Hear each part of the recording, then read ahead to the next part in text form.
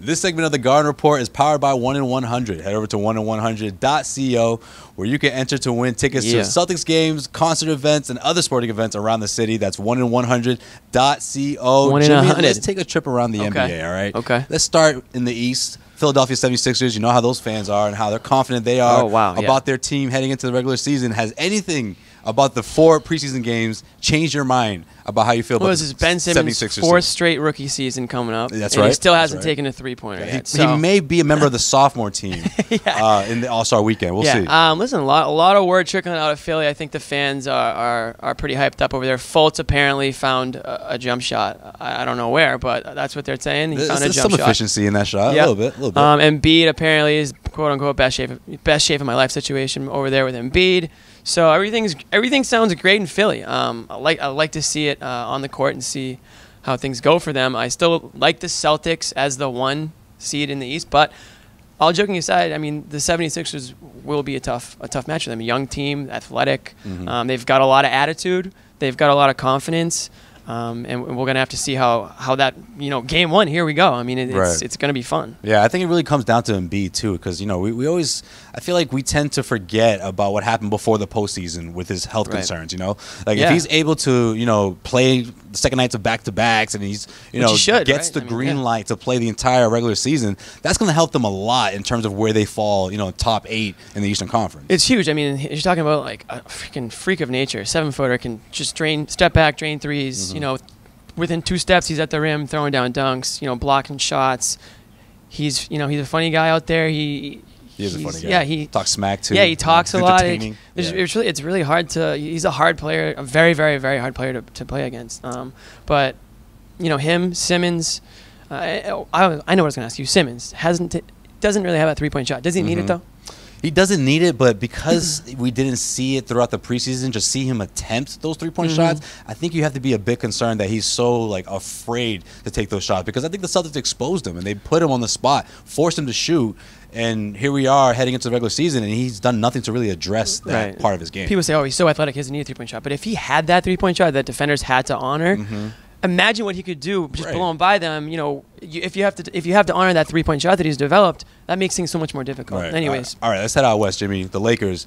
LeBron James the Lake Show. plays for the Lakers now. I don't know if you heard. I did hear that. Yeah, you see him in the uniform and everything. It was a little weird. I did see the uniform. A little weird. You know what was gross. You know what else was weird? Seeing Rondo in that jersey. That was actually that one hit me a little bit harder. A little harder than LeBron. How good does this team look heading into the regular season? Where do you see them falling in terms of, placing in the Western Conference? I think they're going to be a very entertaining team to watch. I think they're going to steal a lot of games that they had no business winning. But when it comes down to it, I see them as, top 6, top 7. Where do you see them? If that, yeah. I mean, no one says that the Lakers are, a title contender, or even like a Western Conference Finals contender going into this year. I think they all have a ton of new pieces, ton of characters. Rondo, Lance, the Ball family. We got to throw the whole family in there. Out of these dudes, absolutely. I mean, LeBron, and LeBron just trying to stay sane, I think, throughout the whole thing. I love the Rondo LeBron factor. I think those two will be a lot of fun. I like that a lot too. Yeah. And I love what Rondo's going to be able to do for Ball, because I think that I actually think that Rondo's a really good vet, and I think that a lot of young players can learn a lot from him. His attitude, his style of play, the way he sees the game, a lot of the work that he puts in off the court. I think that's good for Lonzo to see. And I just think that they'll be fun to watch. They'll always be interesting. There's going to be something going on with them, at all times. But I don't think you're going to see them in June. Does Ball take Rondo's starting spot at any point throughout the regular season? I actually don't think so. I think it's going to be Rondo's, unless there's some nagging injury or something like that. I think I would be surprised if Rondo gives it up. Like if Rondo plays poorly enough or doesn't gel enough with LeBron, that he would be relegated to the bench. Now, if Zoe just can't come off the bench, then now you've got a different situation. Now maybe Rondo comes off the bench because Ball just can't figure out how to come off the bench that way. But I think it's Rondo's starting job. All right, let's wrap things up here with Jimmy Butler.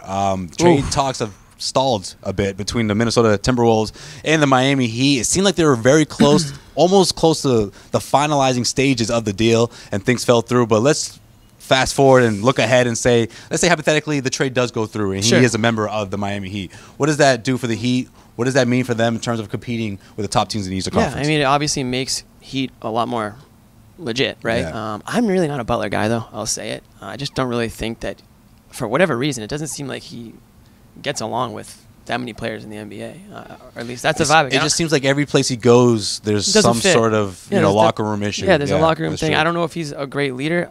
It doesn't seem like he is. And I remember weirdly, like, you would think that him and Jay Crowder would maybe have some sort of friendly relationship. Maybe they do, but I remember asking him a question once about Jay, because Jay, it was like the year that he was kind of breaking out, and he was like, I don't want to talk about him. Well, they had the summer workouts together, right? That's why you asked that question. Yeah, I remember that. Yeah. He's like, I don't really want to talk about him. So I don't know. Maybe I'm completely off, and he's a great teammate and a great guy, but that's just the vibe I get. Now, that being said, the dude can absolutely play, and he would for sure make the Heat, that pesky Heat team, like 4 or 5 seed type Heat that's going to take you to 6 games at least. And that pretty much adds to their identity already. Right, exactly. Like they've given the Celtics, fits throughout the last couple of seasons, and adding a guy like Jimmy Butler in the mix there just makes them a completely different, better player, better team, I should say. Team. Yeah, absolutely. Yeah, I just think he's the second best two-way player after Kawhi Leonard. So you put someone like that on a team like the Heat, you're instantly better. Would you take one of the Celtics? I wouldn't. I would not. No, I just don't think. I just don't see how he would fit in the culture. Right. The locker room thing, like we talked about, I just think they're better off without him. Yeah, I actually wouldn't take him either. And it goes back to what I was saying. I don't think he'd be the best leader for the team. And the Celtics, they've got some extreme talent in Kyrie and Gordon, but they also have a lot of young talent. And I'd rather have those guys looking up to like an Al Horford type than a Butler type. Yeah, I'm with you, Jimmy. All right, let us know what you think. Hit us up in the comment section. CLNS Media. He is Jimmy Toscano. I am Josue Pavon.